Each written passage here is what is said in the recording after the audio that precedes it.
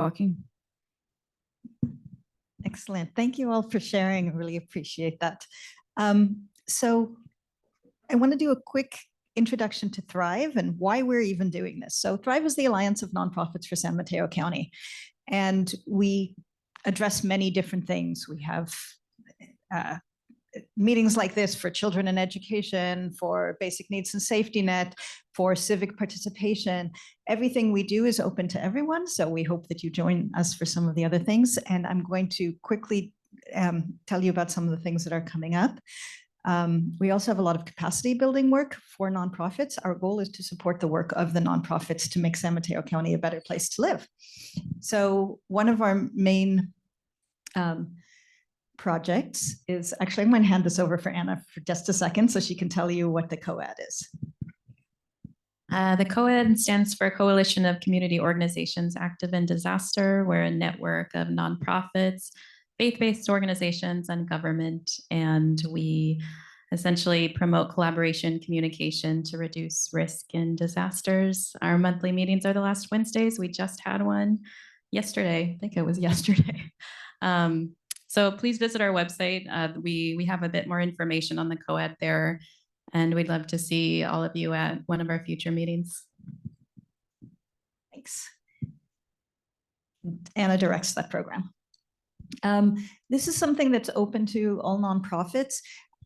Many of you might be familiar, the county has a tax called Measure K, and that money has traditionally been distributed to many different organizations and projects in kind of a organic way, shall we say. And they're working on making it a more structured way. And they're looking for input from nonprofits as to how this money should be distributed within 4 categories. The Board of Supervisors has decided what the 4 categories are, but they would like input within those 4 categories. And the categories are mental health, emergency preparedness, housing and homelessness, and children and families. So you're very welcome to sign up for this. The deadline to sign up is July 7th, and it should be a very informative morning. Next, we have our voter outreach. So again, this is open to everyone. We work on different ways to reach voters. We have in San Mateo County very uneven voting. And so we're trying to get some of the less represented people to be able to understand how to vote, why it's important to vote, and different ways to do outreach. We share that. Next. We also do, as part of our capacity building, we do Wellness Wednesdays, or it's a quarterly program. We have different things each time. This time we're going to be talking about domestic violence and how to support survivors of domestic violence. And this is our most exciting one, the Climate Summit for San Mateo County. We did that last year for our very first time. We have partnered up with Nuestra Casa, thank you, Vicky, with Rise South City and with Climate Resilient Communities, and invite everybody in the county who cares about climate justice, environmental justice, and this is because this is our 2nd year. We have all kinds of really exciting things planned. But for right now, just mark that on your calendars. It'll be all day in South San Francisco Convention Center.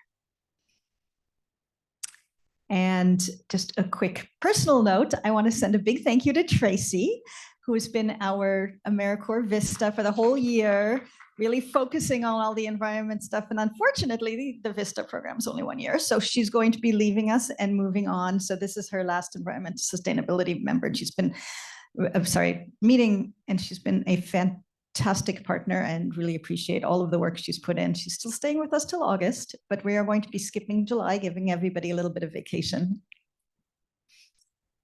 And with that, I'd like to thank Peninsula Clean Energy, which is one of our sponsors. And we actually have Carlos here from Peninsula Clean Energy because in addition to being our sponsor, very often their work overlaps with our work. So you have met our panelists already because they introduced themselves and talked about their favorite modes of transportation. Matt will not be joining us today, but Vanessa will be covering for him.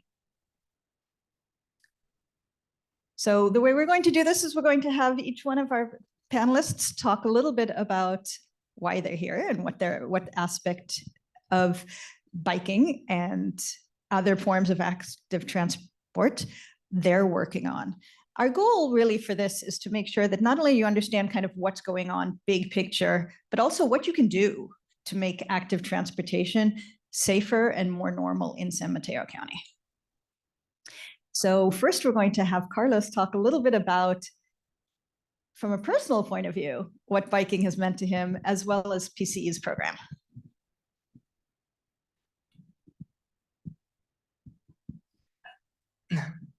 Hi, everyone.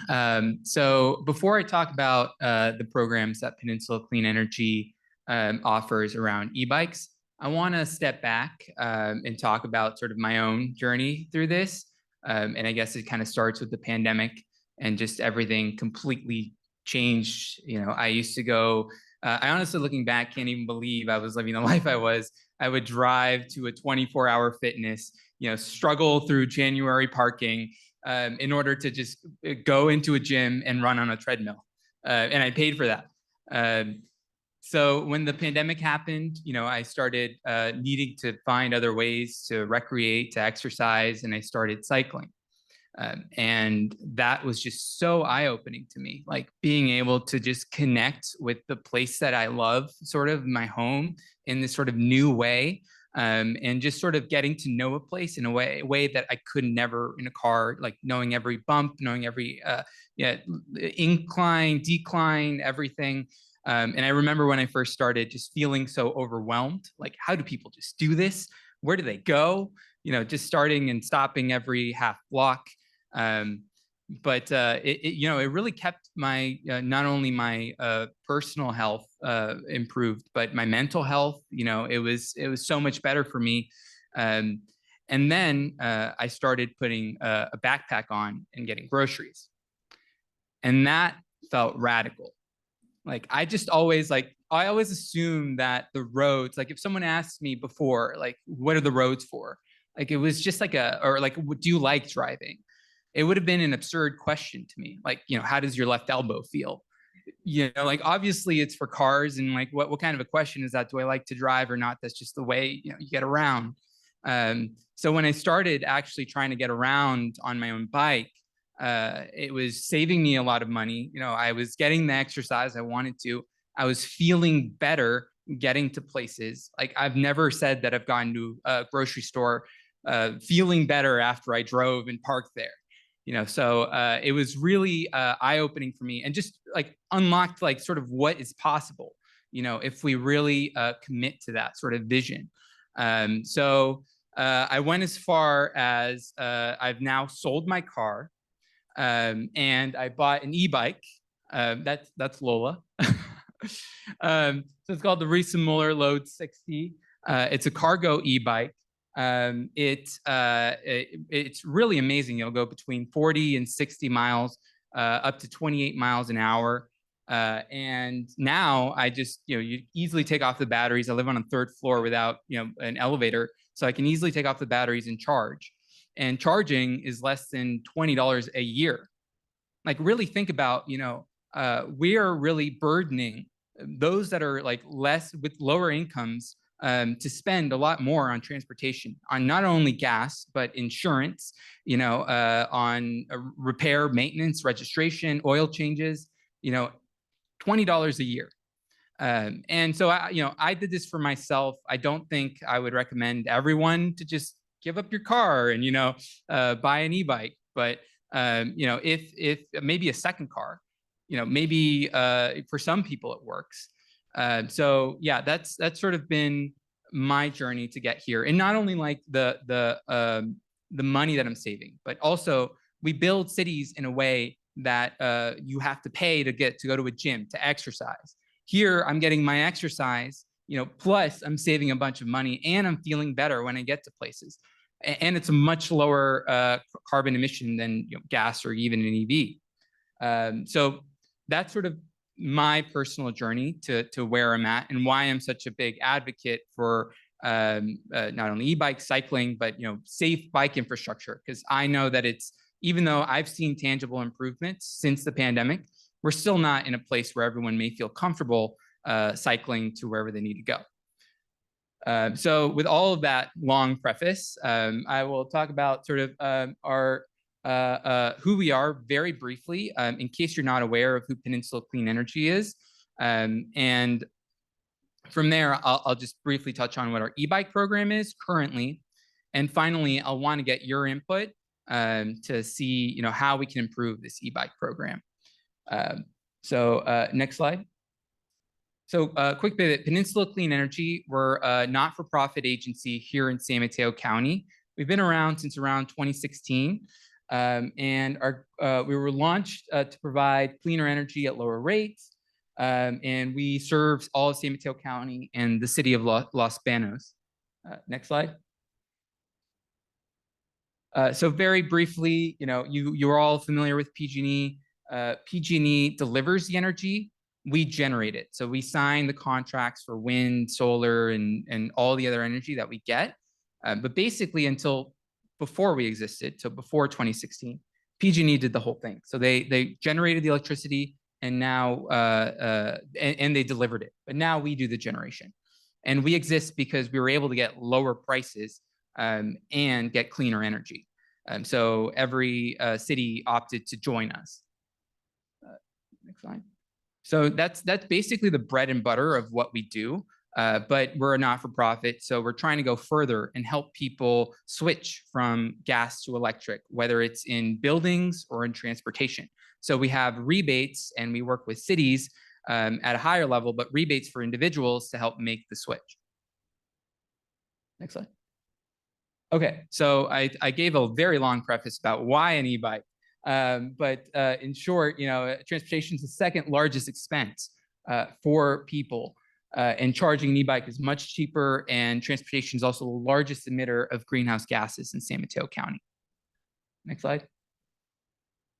Okay, so in short, our e-bike rebate is really targeted for income qualifying folks. So people below certain income level or who were enrolled in a qualifying program like CARE, FARA, they can prove a Clipper Start. So either income or one of those programs.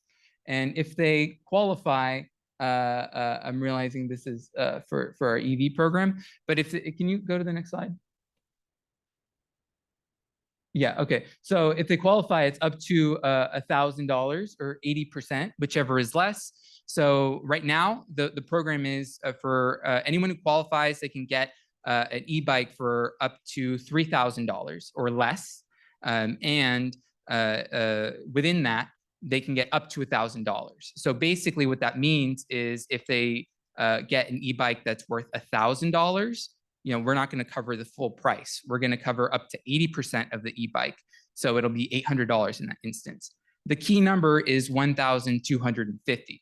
Because that number, they'll get the full $1,000. So between $1,250 and $3,000, they'll get the full $1,000.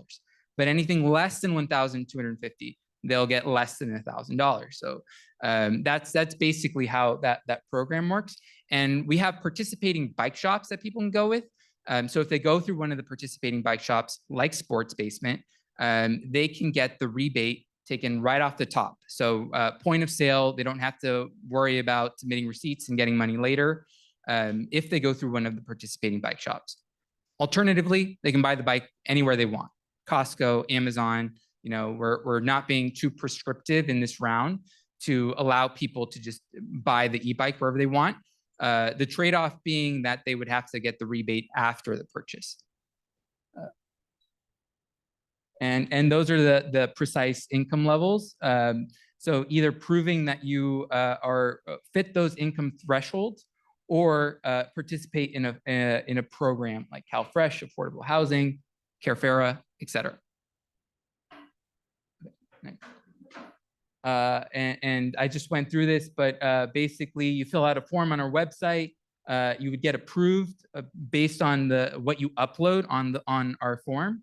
And then you have two ways of going. You either go through a participating bike shop or you get your rebate after the purchase. Okay, so if you can do me a favor, and I have 3 questions, so hopefully very brief, just to get your open-ended feedback. we're looking to fully revamp this program. So really want to get creative ideas on, what this program should look like, who this should be for, all of those things. And there's a lot. I know it sounds pretty simple, maybe give X amount, for everyone, but, are we doing this equitably? Are we doing this in a way that really targets the people we want, and what's the way we can improve this program? So if you could just do me a quick favor and just fill out those questions, I'd really appreciate it. Yeah. Yeah, so we have a surplus of a few $1 million. So really, we can think big. Yeah. I remember last time the program sold out really fast, Yeah. which proved it was popular. And I think e-bikes are the fastest sold electrical vehicle. Yeah, absolutely. Yeah, that's true. And it's our most popular program by far. But we want to be able to step back and reflect what the community needs and wants, and make that as accessible as possible. So I'm sure there's a lot we can do to improve it. I have a list of things, but I'd love to get everyone's feedback here. Thank you so much. And we really appreciate that Peninsula Clean Energy is partnering with the community to do things like bring the e-bike program. And so with that, I want to hand it over to Vanessa, who's going to talk from the Office of Sustainability. Great. Thank you so much. And bear with me, I do have notes because I am presenting on behalf of my colleague, Matt, who couldn't make it today. And I'm not as well versed with the operational side of our office. So I am going to be reading from notes for the first couple of slides. So just as soon as they are up. But I see a lot of familiar and friendly faces in the audience. So hi, everybody.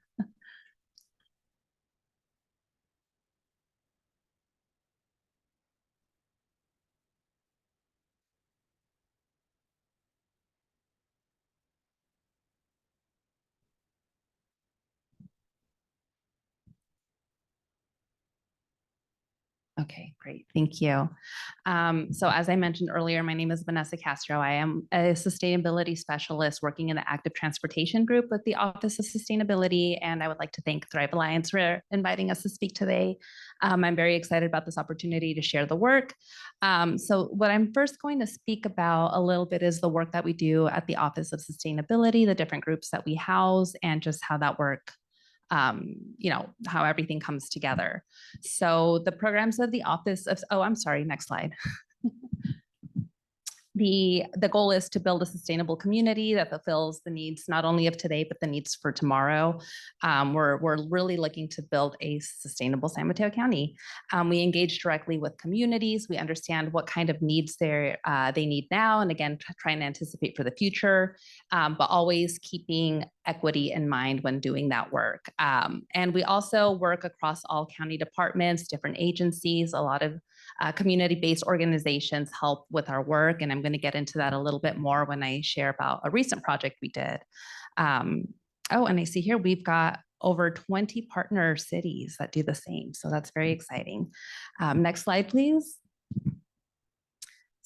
So we actually have 4 different kind of groups working in the office, and that comes out to about 40 people who work in the Office of Sustainability.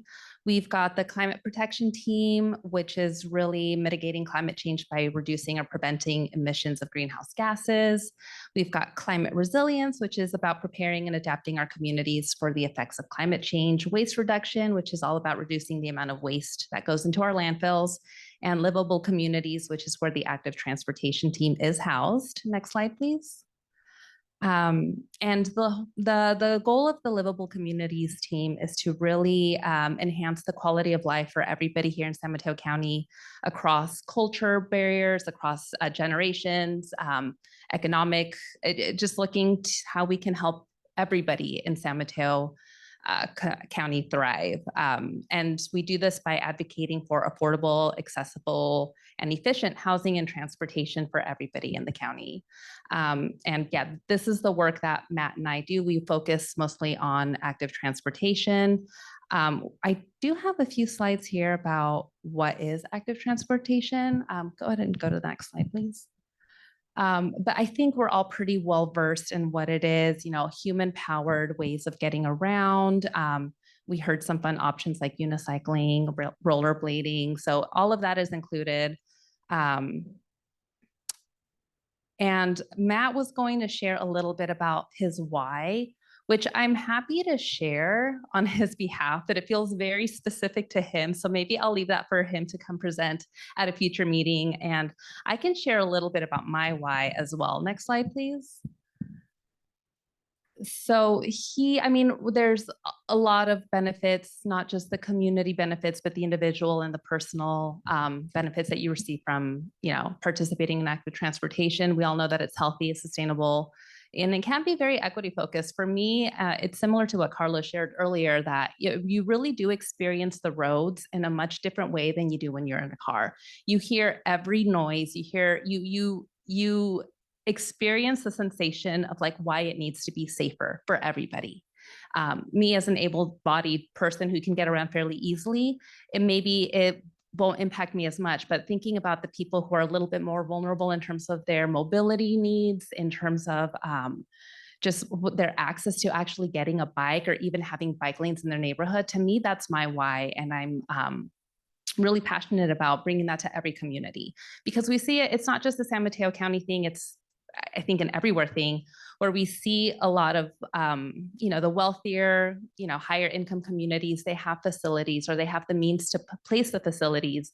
But then we see a lot of communities, not just here in San Mateo County, but all over the place, where people actually walk and bike and take active transportation or bus or whatever mode they use, not so much because they enjoy it, they probably do, but out of need and necessity and lack of,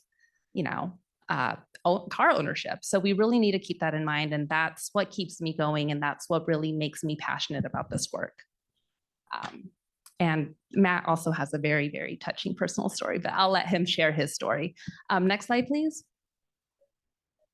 So I'm going to get into a little bit about the work that we do and kind of what drives the active transportation group within the County Office of Sustainability.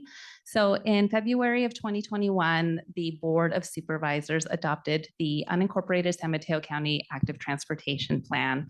And the plan really builds on previous work and ongoing work across multiple county departments and different jurisdictions within San Mateo County to really help create, or I guess, improve the active transportation network and make it seamless for people getting from point A to point B.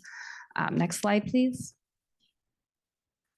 And I just thought it would be interesting I think it's interesting, but I threw in this map of unincorporated San Mateo County. You see a lot of it is the coast side, but there are communities that I really want to draw your attention to. There's North Fair Oaks, which is kind of nestled in between Redwood City, and I'm having a hard time finding it on here. It's up. Oh, I see it. It's near Redwood City. I don't have a clicker. And Broadmoor, which are two of our highest equity priority communities in San Mateo County. Next slide. And I just want to share a little bit about the goals of the active transportation plan.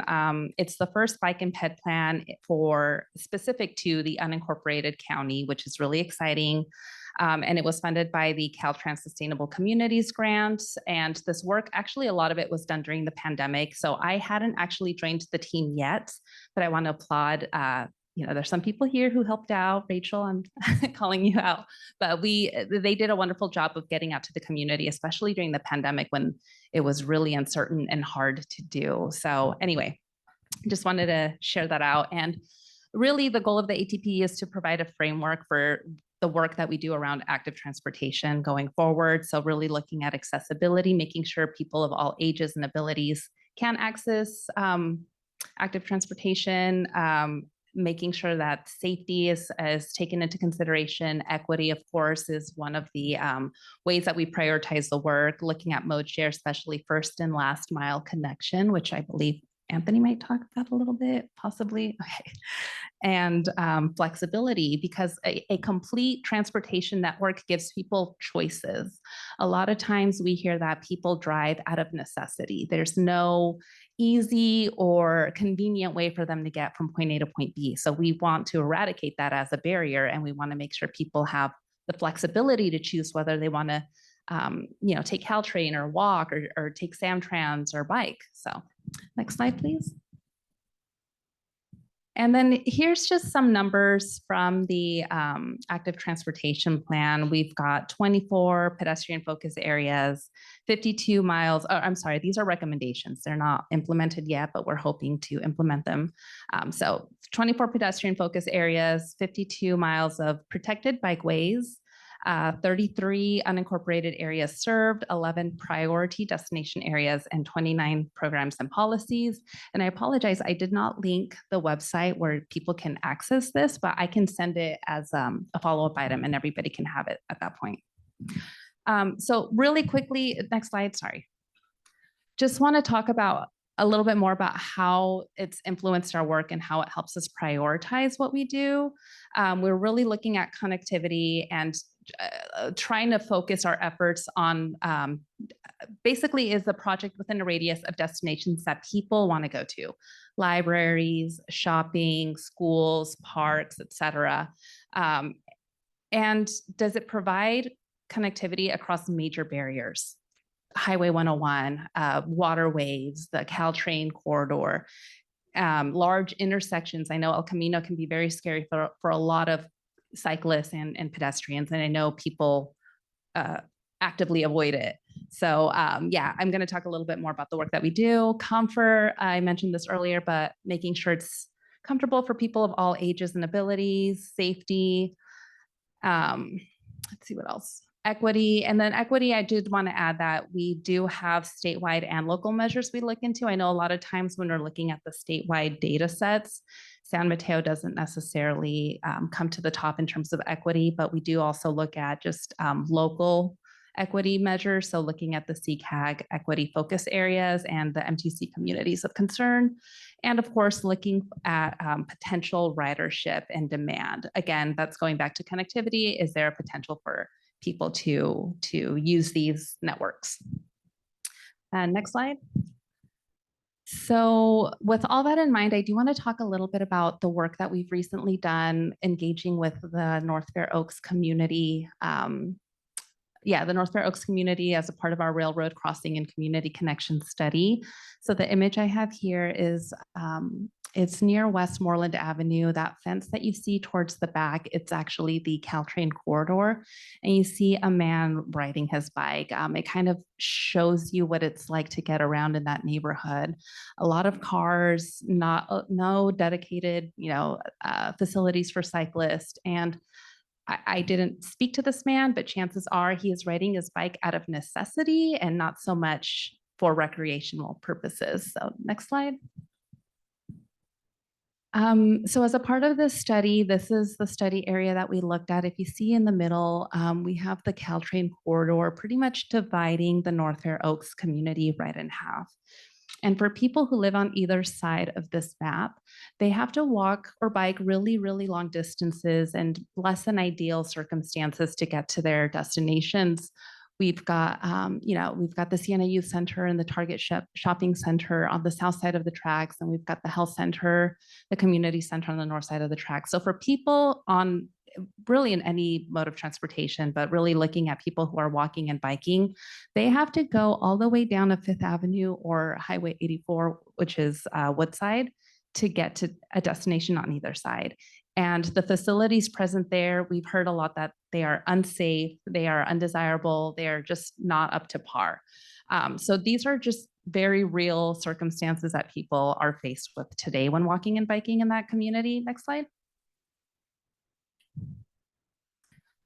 And I want to talk a little bit about the outreach that we recently did with Nuestra Casa. You see a picture there of some of the promotoras working with community members during a food bank distribution. But we learned a lot from this last round of outreach, particularly around outreach and communications and the language that we use. A lot of times the language that we use in active transportation is very inaccessible to people who, English isn't their first language, or maybe they just don't feel comfortable or even know the terminology.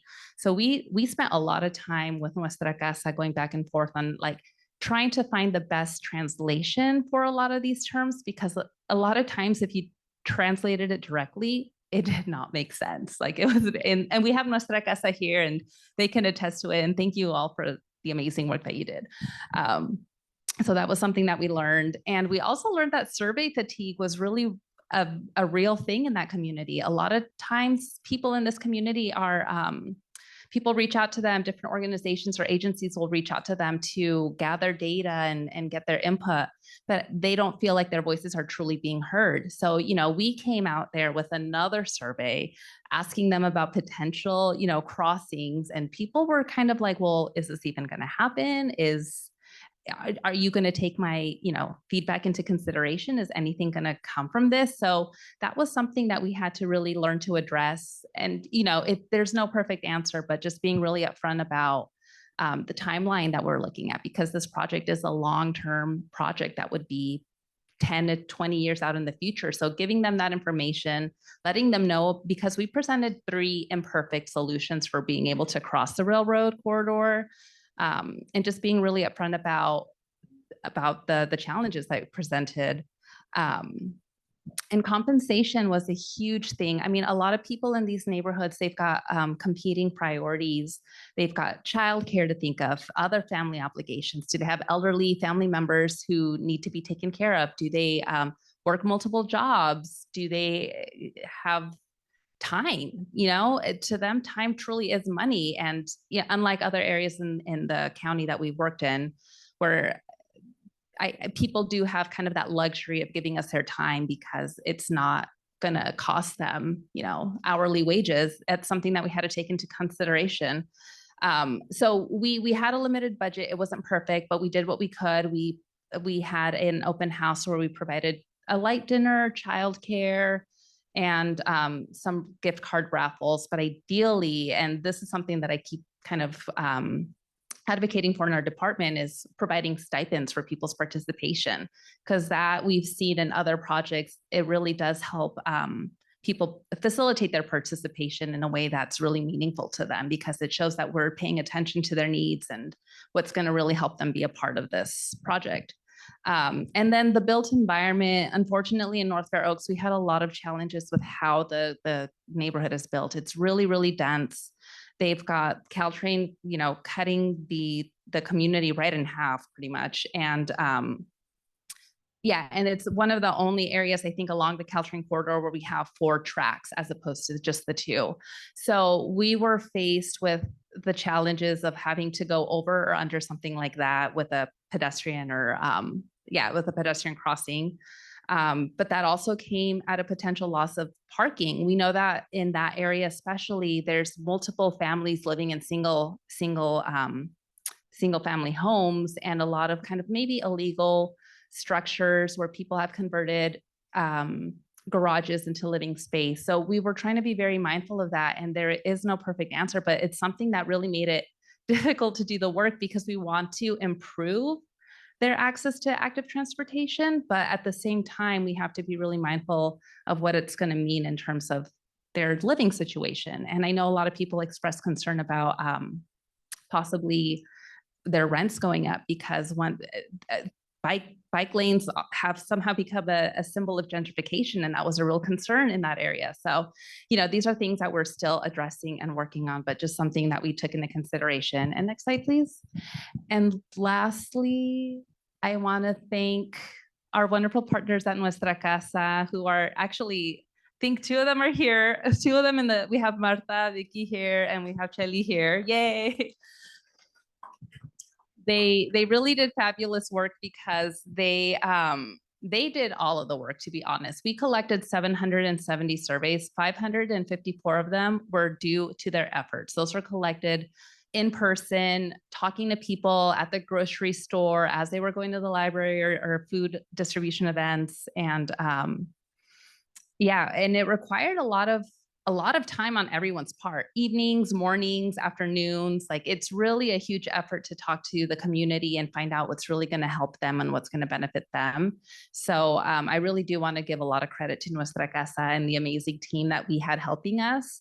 And yeah, that concludes my presentation. I think I've got one more slide. Yeah, if you want to stay connected with us on the social media and the website, you can follow us there. But that concludes my presentation. Thank you. Thank you, Vanessa. I really appreciate, first of all, Nuestra Casa. We partner, so many of us partner with you. So it's really nice to hear another shout out and your all the emphasis on equity and how hard this is to do with an equity lens and how hard you're working on it is really great to hear. And I think it's really appreciated. So Anthony. All right. Hi, everyone. Again, my name is Anthony Montes. I'm a community organizer with SVBC. And if we're getting my PDF up. So I'll just start off already. We can save ourselves some slides so we can get to the Q&A. So if you don't know about the Silicon Valley Bicycle Coalition, we are a nonprofit advocacy organization. And our goal is to create healthier, more just communities by making bicycling accessible and safe for everyone. Basically, what we do is we do two things. We have our programs team and our advocacy team. I represent the advocacy team, and we do things like, organizing people in different cities. And then our programs team is really more doing service and social things. So the way we think about active transportation and biking and walking is you have three things you're worried about. You have concern, comfort, and culture. So basically, the comfort is, I fell on my bike when I was 8 years old. Who fell on their bike when they were younger? How many of y'all kept going? How many of you said, no, this isn't for me? No? Okay. My girlfriend, actually, she fell and she's never ridden a bike ever since. So that happens. So what we do is through our programs team, we try to help people get comfortable being on a bike and sharing the road with other vehicles and automobiles. They also do service-based programming, including Vegilution. I don't know if you've ever heard about this. They actually deliver fresh produce by bike trailer to families in East San Jose. Additionally, more San Mateo County focused, we have one of our programs coordinators that is running a bike share program for an affordable housing unit in Millbrae. So that's it's only for the residents to use. They can check it in and check it out when they need to. And that is part of a contract we have with that affordable housing developer. So that's the programming side. That's really addressing the comfort issue, right? The next is, or rather the comfort, yes. The next thing is advocacy. And do we not have it yet? It's okay. I just have some visuals that could be nice. All right, here we go. Awesome.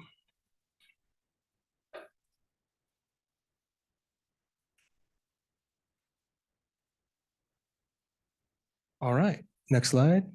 That's our mission. So, and I wanted to kind of couch all of these things that we do in our strategic plan that we just released last year. First step in our strategic plan is programs, and that's the service, that's the social stuff that I was talking about. Next slide. One more slide. That's the affordable housing. That's my colleague, John Hunt. He's awesome. He taught me how to ride a bike properly. Next slide. And we do bike education as well. I've gone through all the smart cycling classes, and I actually received my LCI certification, so I can teach people how to ride properly. Thank you. It was a whole weekend. Next slide, please. So that's trying to address the comfort part. That's trying to help people build their confidence and doing that service, right? The next part is pedal power. That's the next part of our strategic plan. Next slide. And we can only do that with local teams. There's only 1.5 paid staff members in San Mateo County for SVBC. 1.5. That's a big county. And just so we are all on the same page, we service Daly City down to Gilroy. And funny enough, is it this weekend or in the next couple of weeks, we're going to have events in both areas, in the South City area and in Gilroy. So we're covering a lot of ground. But the only way that we can do that is because of people like Ken over here and Mike right over there. They're part of our local team. We are solely reliant on our volunteers to actually get things done. They're the ones that actually know their communities better. They know the streets. They've probably been doing this advocacy for longer than I have. And in some cases, that is absolutely true. When I first started about a year and change ago, I was learning from them. you know, and that's how we have to do it. I'm not necessarily in the lobbying and trying to do backroom deals game. I'm in the capacity building game, right? Trying to connect community members with each other. You care about bikes. He cares about bikes. It sucks to bike here. Let's do something about it. And at its very core, that's exactly what we're doing. So we have our local teams. We have about 9 of them. Carlos here is a member of our North San Mateo County. That's the one that I support. That's Daly City, South City, Colma, Millbrae, and San Bruno. And sometimes we get pulled into other cities in that area as well. So our local teams work with staff, that's me. And sometimes what will happen is they don't know where we stand on a specific issue. So we have what we call a policy advisory committee that kind of hashes those things out. And those are, that's made up of professionals that worked in active transportation, advocates, local team members. It's kind of a good blend of perspectives. If a local team member has an idea for, well, how do you feel about curb extensions, right? Curb extensions, if you don't know, it's kind of like when the sidewalk all of a sudden comes out of nowhere if you're driving. Have you ever seen those before? What happens is if you're in a bike lane and there's a curb, you have to go into the lane now. And bicyclists are annoyed by that. The thing is they calm traffic because cars see that extension, that piece of sidewalk coming into the street, and they slow down. But that creates challenges for bicyclists. So this is a recent thing that came up. How do you feel about curb extensions? Can you clarify your policy on that? We don't do anything. We hear what the local team says. We think we process it, take it to the PAC. They hash it out as well. And then together, we decide on a best way to either endorse it or not endorse it or leave it up to the local teams. One example is e-bike policies just changed at the state level. Do we have, like someone said, how does SVBC feel about e-bikes on trails? Do you have a position on that? Because that can be contentious, right? Sometimes you don't want a 28-mile-an-hour e-bike flowing down a trail. Where do you stand on there? We don't have a position, but that's something that eventually we're going to have to, put through the staff and put through the PAC, and then work together on a solution. Right now, I think it's best, if I'm answering that question, each community is different, and it takes a local ordinance to change the current state law now. So it's really, really up to the local teams how they want to manage that, and they have a lot of autonomy in what they do as well, as far and what they support. It's the only way that we can do this. Next slide. So we have 9 local teams: San Mateo County and Santa Clara County. Those are our San Mateo County ones. San Carlos, Belmont, San Mateo. We have some folks here from there. We also have friends in neighboring cities as well. We would do a lot of work on the coast side, or we work with people who do a lot of work on the coast side. Now we have people who are starting to do things in Burlingame. There is a lot of energy now in Menlo Park to do bicycle advocacy. So we can only grow as fast as we can actually build our capacity. And being able to dedicate staff time to each of these local teams is really hard. Again, there's only 1.5 of us. So it's just me as a full-timer and then a half-time person. Next slide. All right, so I actually want to spend a good chunk, because a lot of what we do is El Camino Real is a big part of what we do in San Mateo County and in Santa Clara County as well. We are big supporters of the Grand Boulevard Initiative. We want to make El Camino Real a multimodal artery that goes right up and down the peninsula. We want to make sure that it's safe and welcoming to everyone from Daly City, down to Palo Alto. Next slide, please. So even though it's 1% of all roads, it accounts for 10% of all accidents, or pardon me, collisions, and fatal and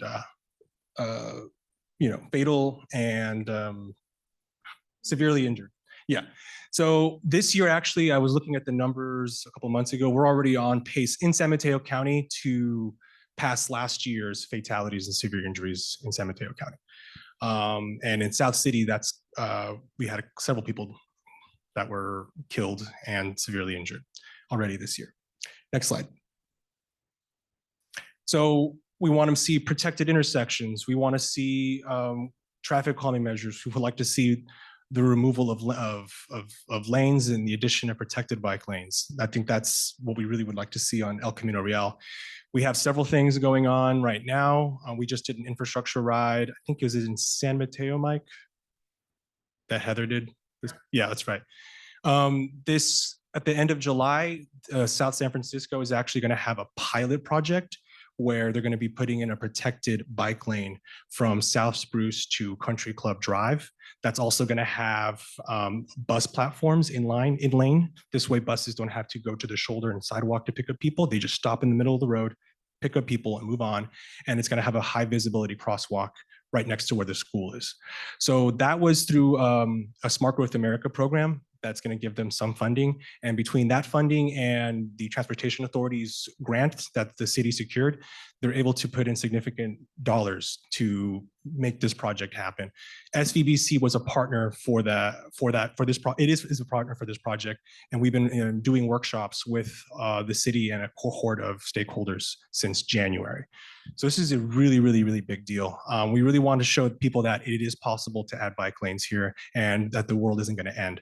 So Safe Routes to School, Nina, who just left, her and I, we're going to be doing community engagement. We already submitted a survey to the city to distribute once things go live. We're going to organize press conference to showcase and kick off the project. And then eventually we're going to have social and infrastructure rides on the project. So these are the kinds of things that we like to involve ourselves in. And it's, we only have so much time, right, to spend, but we thought that was a great use of our time to encourage people to, because we want to make sure that in this city, someone once said that they want to make sure that there are bikers before we start putting in protected bike lanes or any bike lanes at all, which is just the wrong way of thinking about it, right? You don't want to gauge how many bikers you have. You want to put the facility down and convert people to bikers. That's kind of how we want to shift the mindset. So we thought it was worth our time to partner with the city and make this thing happen. Next slide. Okay, so then the last leg of our strategic plan is people-centered communities. Basically, we're not just a biking organization. We are a walking organization. We're a multimodal organization. We're a health organization. We are a housing organization. We are all of these things. The bike is just a tool to improve our communities. The bike can do a lot for us. If we don't have denser communities where our housing and our grocery store is 2 or 3 miles away, then we have to get in our cars, right? So we support all sorts of things related to having livable communities. And that looks like a lot of different things. Next slide, I'll show you one example. That look familiar, Carlos? So one of the things that we did this year is for May is a bike month. It's also affordable housing month. So we have friends at the Housing Leadership Council in San Mateo County who were like, this is kind of cool that, both May has affordable housing and bike month. So we organized an infrastructure ride that went from South City to Millbrae. We had city staff there to talk about different housing projects that they're doing. We had developers there also to talk about the housing project. We brought in advocates from the housing and the active transportation space. And we had our local team leader, former leader, lead the ride down. And it was just a lot of fun. It was just, we have this intersection of housing and active transportation. And we really were able to explore a lot of that during that ride and bring in these two factions. So when we say like people-centered communities, that's what we're trying to do. We're trying to advocate for that better housing, for that better biking infrastructure, right? We're also a food organization. So we want to make sure that we have actual grocery stores nearby as well. And then, I can't remember what that light said. And this is an example of a similar ride last year in 2022, we did with Paul in Palo Alto and in Mountain View. Next slide. And then I jumped the gun here, but this is awesome. We have this is the Complete Streets Academy that I was mentioning earlier. Next slide. Great, that's basically what we do. I have a couple events to share with y'all. This Saturday, we're gonna be doing a walk and roll event. We're doing that in partnership with Safe Routes to School, Office of Education in San Mateo County. We're doing that with Co-Slide on Bikes. What's Moves? Safe Moves. Safe Moves. They're going to be doing a bike rodeo. So let me tell you kind of like, actually, I'll save this for the Q&A. Never mind. Then the Bikeactivist Forum. Every month we do a monthly forum. The first hour is usually educational in some way, or it could be a fun program, workshop of some sort. The second hour, our local teams that we showed you, they all break out into their breakout rooms and they have a whole agenda ready to go and they start going on with their business. So we have like an actual structured space for our local teams to work. And then the first hour is kind of an education for some of our newer members or refresher for some of our seasoned. And then the big one is the Bike Summit is in Mountain View this year. It's on August 24th. It is one of the biggest collections of active transportation professionals in general, city staff, elected officials, advocates. It's a lot of fun. Last year we had it at the Millbrae Community Center. It was really, really nice venue, except it was dry. There wasn't no alcohol allowed. This year, I like to announce that it will be. Yeah, we'll have alcohol. Yeah, I'll leave it at that. Don't, yeah, well, yeah, any mode. So that's going to be a lot of fun. The next slide. If you are interested in talking to me a little bit more, I would love to schedule one-on-ones with you. If you think that there's a way that we can work together in some meaningful way, that's my email. Please feel free to shoot me a message. Thank you so much. Thank you. Can we actually give a round of applause to all three of them for coming and spending their day with us? As usual, I have 400 questions that I would love to ask, but I'm going to be unusually generous and see if anybody in the audience wants to start. Question there. Introduce yourself and then ask your question. Hi, I'm Teresa Valles-Kelly. I'm the Safe Routes to School coordinator for the County Office of Education. This is for Anthony. So what you said about SVBC being a multimodal organization, I'm just curious if you've ever considered changing the name. Because I feel like there's people who probably would not reach out to SVBC because they're like, I'm not a bicyclist, so they don't have anything for me. I think that's above my pay grade. But no, I think that's an interesting idea. My colleague and I, we trained up here, and we kind of had a similar. We kind of had a little conversation like that. I think that is something that's actually really, yeah. Maybe that's something we should consider. We've always been floating around like changing the name in some way, especially with the Silicon Valley in it. People don't understand what that entails. Does that mean Santa Clara County? Does that mean San Mateo County? It seems a little unspecific. So. And that's another reason as well to consider that. So yeah, I don't have a good answer for you other than, yeah, we've always thought about these things.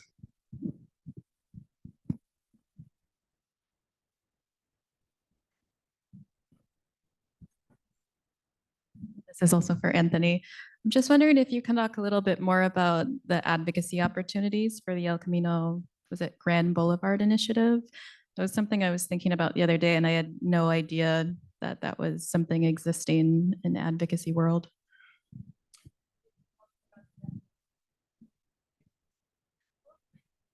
So I don't want to get too in the weeds of this, but basically the El Camino Real is technically a state highway. So one of the reasons why there's a slow process to change the way it looks and feels is because you have several layers of bureaucracy that it falls under. In some cases, you'll have a plan from the city, then you'll have a plan from the county, and then you'll have a plan for Caltrans, from Caltrans. So trying to get all these different stakeholders in line and getting them to move forward on a project can be pretty difficult. But there is a lot of movement going on right now. So one of the things that is happening is they're doing a repavement project, and this is a really, really like good low hanging fruit here to like actually get something done.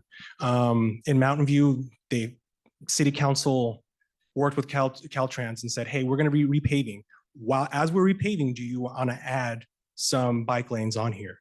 So advocates, city council, staff all work together to make sure that when they do the repaving for these intersections, that they're going to be including bike lanes on them.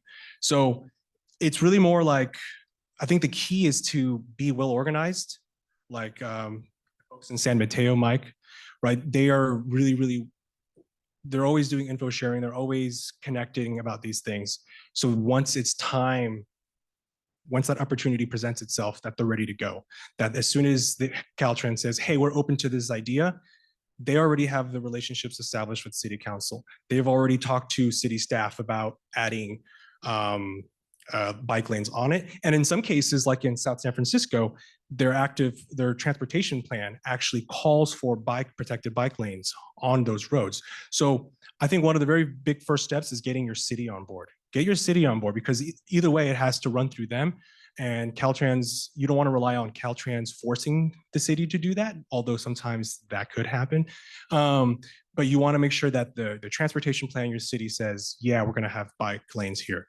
If not, then maybe that's a good campaign to either join, because I'm sure you're not the first person to think about it. Or if you're like, does the plan call for bike lanes on El Camino? You can always look at the plan and see.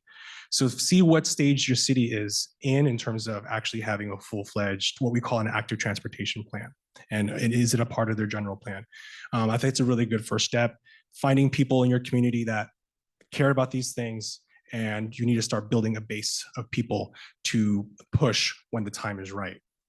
I don't know, which is always, but when, there's always going to be a unique opportunity to get these things done. Sounds like we should be on your mailing list. Yeah, probably. So I have a question. So one of the things that we often talk about when we talk about trying to get people to take more public transportation, more active transportation, is this whole last mile problem.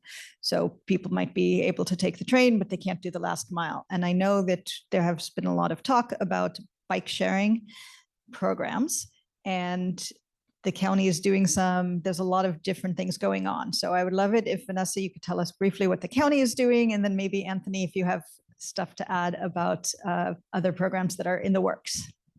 Yes, I'm happy to start on that. So CCAG, which is the county's congestion management agency, they actually just did a micromobility study, and it's going to take a while, but they're making good progress towards getting a consultant on board, I think they might even be hiring staff to lead it, which will help people with either, I'm not really sure what it is. Anthony, I know you were part of that group. It might be bikes or it might be scooters, but they are working towards getting that going. So there is movement there, just it takes a while, unfortunately. A lot of things in local government do take a long time, but they're making good progress from what I've heard. And I don't know, Anthony, if you have anything to add. I can add, yeah, basically it's for like, so one of the issues right now is if you want to get from one city to the other using bike share, you really can't. Right, you're usually limited to one central area. So the idea for this pilot program that CCAG, the county organization that's doing this, they're going to provide a framework for cities to work together and to opt into a bike share program. Bike share, I think it is micromobility in general, so that includes scooters. And the whole idea is you're trying to break a barrier. And they're also trying to set standards in terms of where you leave them, and also where they are, because if it's just for profit, then they're going to place them where it's most profitable, which is probably in the downtown, more central areas. But in those outskirt communities, east of 101, maybe they're not going to have them. So one of the things that I really like about the plan is it actually has language in there that says you have to place them in equity priority areas that they've deemed. And that there should be always a fixed number there, and that should be a focus of theirs, which is great. They did a lot of improving on that plan from when I first started to once they approved it on that equity aspect of it. Thank you for being a part of that. And just as a reminder, there are 20 cities in San Mateo County, so it is really important. Do you have a question, Sue? It was actually close to what you're saying. So when I hear the priority of El Camino corridor, I'm always concerned about, okay, what about the people in the hills? They could roll down, but getting back up with their groceries is another thing. And then you have the Coast Guard in Brisbane and Foster City and those folks that are outlying. If there's a priority on the El Camino corridor, what about those folks? I mean, is this like another century or what are we talking about? Do we have things in place about those type of things? Well, what I can share about that is that a lot of the coastside communities and kind of those outlying communities are a priority area for the unincorporated San Mateo County Active Transportation Plan.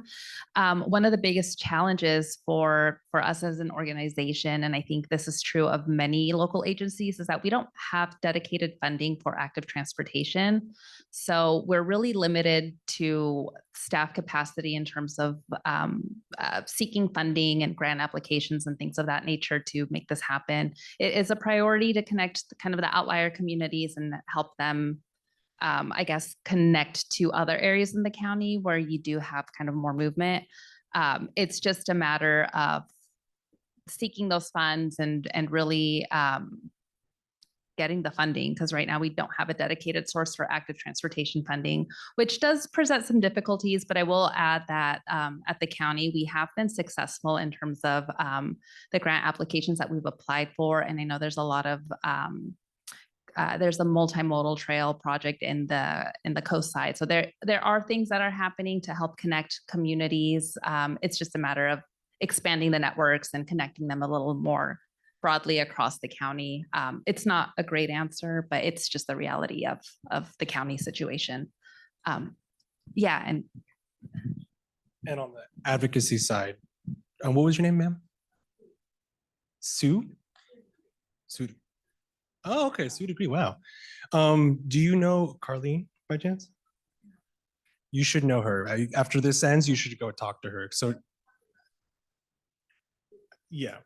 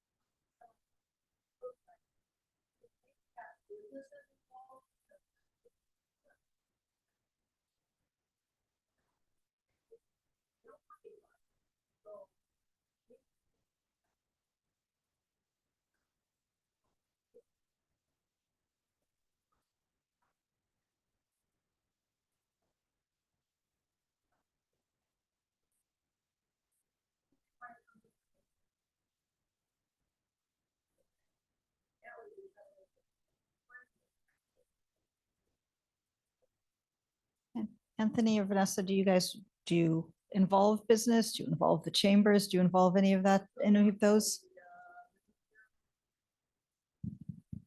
I'm still fairly new in the role. So as I've been here about a year, so I haven't directly worked with any kind of like business or commerce chambers. But I welcome the idea. I think it's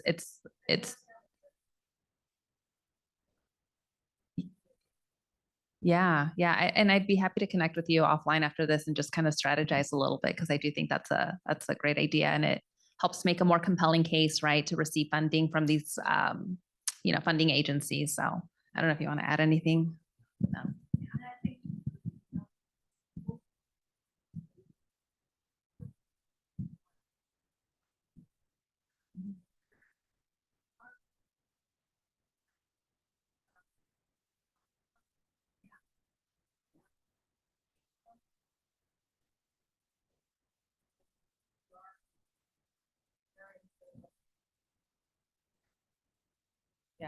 Thank you. I appreciate the feedback. Yeah. And yeah, happy to connect offline and just talk a little bit more about that.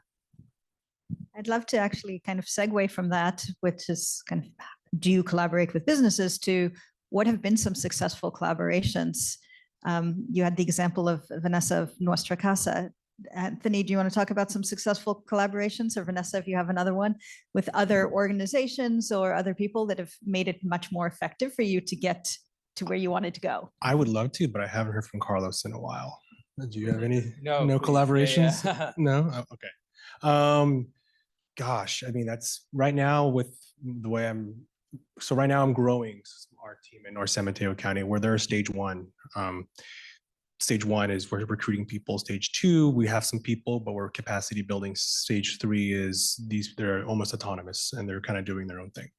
So we're stage one, and that involves a lot of, going to different groups, going to different either CBOs, public partners, and other organizations that are adjacent to us to figure out where people are, what kind of approaches have they taken. You do a lot of learnings that way. Over the last year, I made so many friends. Like I met Vanessa, I met her through Safe Routes to School. I have some new friends this year from Safe Routes to School. Co-Side on Bikes is a new organization that I'm getting very familiar with. And I think one of my favorite collaborations was this Housing Leadership Council collaboration. That was awesome because I met that person randomly, and that snowballed into, we should do something, into this full-fledged event where we had food, we had community come out, and we were able to explore that intersection of housing and active transportation. And now I'm a part of their policy advisory committee for housing for the organization. So there's just a lot of ways that we work together with other organizations. In 2 days, we're going to have another event now with some of these same characters, and including some new ones as well. And one of the things that we're going to do is in our community engagement for this pilot project that I mentioned earlier, we're going to go to those businesses that are going to get their parking removed. And we're going to figure out a way to, well, they're really big box store businesses and they have surface lots. Don't worry about the parking. But we're going to figure out a way how they can do in-kind donations or do some kind of support of engagement activities, right? Whether we encourage people to bike to that area and they can give them free bowling shoes or something to that effect, something like that. So talking to your businesses is super important, because if you don't talk to your businesses ahead of time, it can be really bad. And right now in Burlingame, this is TMI, in Burlingame, they're doing a California Drive project, and they're removing only a couple spots from this little corner area where there's a bunch of shops. And now that they've caught wind of it, they're pushing back and they're organizing against those bike lanes. So it is super important to have those relationships, warm and already there. You don't want to go after the fact and be like, this is happening, be on our side. That's why it's important to find people who are, sharing a common vision with you and are in the community with those connections already. This way, when it's time, you can activate it. And that's the most effective way of making sure people are aligned with your values and your goals. Any more questions from the audience? Lily. Yeah, I had a question about the e-bike stipend program. I was curious if there was any talk around providing funding for bike locks and other safety to go along with the e-bikes, because that's my first thought, is like, oh my gosh, I've always wanted an e-bike, but I'm terrified of having it stolen. And so I'd want a good U-lock, but like the really good ones, like the hip locks, can be hundreds of dollars, which is worth it when you have a couple $1,000 bike. But for those that already would have a hard time putting up that 20%, is there any talk about adding that, or adding things like bike lights or other things like that? Yeah, thanks for the question. I was just chilling, Anthony. Come on. No, so in our current program, you can actually use some of the funding in order to buy locks and stuff like that. But expanding further, we're definitely talking about, sort of making it safer for people and offering, either something like a lock or something like that, because it can feel daunting.